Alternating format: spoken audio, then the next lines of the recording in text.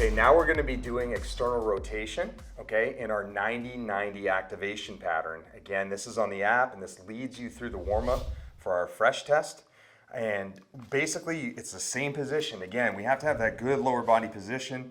We're ripping the paper apart between our feet. We're squeezing the butt cheeks, okay? And then what we want to do is we're going into a 90-90 position, okay? Now, when you see me do this, the first thing I'm doing is I'm going into basically a scap load, okay? The way that we would take a ball out when we pitch, okay? Out of our glove. And so what I'm doing is I'm first getting into my scap retraction, okay? So it's like a row, and then I'm rotating upwards, okay? And then coming back down and resetting, okay? Now, one of the things that you gotta be careful of here, again, is shoulder height position. You don't want to have your athletes hike their elbow up over their shoulder because it can cause pinching, okay? And you might have some players that when you look at them in very slow motion video is that their elbows get way up here when they're throwing. They have a lot of mobility.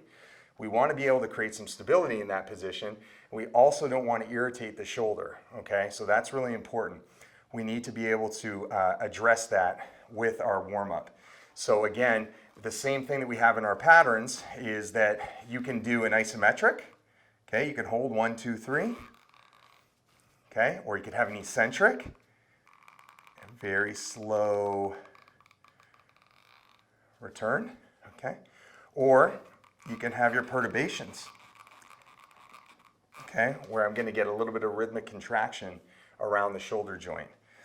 Now, as I mentioned, if you want to create more strength and coordination into these activation patterns, okay, you can utilize a single band, take in your either your ipsilateral position, if it's an athlete that has stability issues, having 1 foot forward, okay, and the same thing, you're rowing and you're holding your external rotation, okay?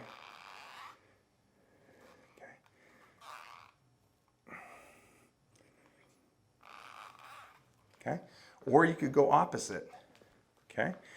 I always say if an athlete has deceleration issues, and we talk about it in the course, is to do much more work, and I'd say about 70%, where you have the same leg, their drive leg is their throwing arm forward, opposed to the opposite position, because they're so used to acceleration, they're so used to the throwing arm going towards their brace leg, okay? That we can work on more stability when we go same side here, okay? Now, if there's somebody that has really good stability, they need more acceleration, we can put them in an acceleration position, okay? Okay, so that's a 90-90 position with a single arm focus that has a lower body base that's very similar to pitching. And that's kind of the name of the game, is improve strength and improve coordination, and be able to fix them both simultaneously and putting the dynamometry, the force testing together with the 3D mechanics.